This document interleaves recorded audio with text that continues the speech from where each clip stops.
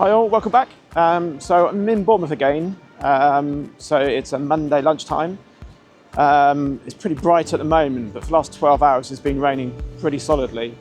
So there's lots of puddles around, so maybe sort of looking for some reflections in puddles. But just going to wander around for a couple of hours and see what I can get.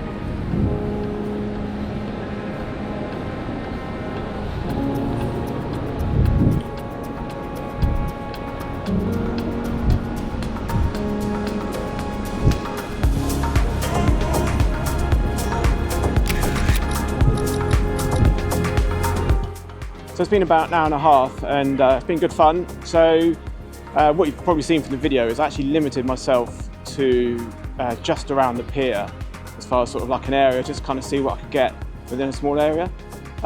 It's actually been really hard to see what I've been getting. There's so much glare, so I've been shooting blind half the time.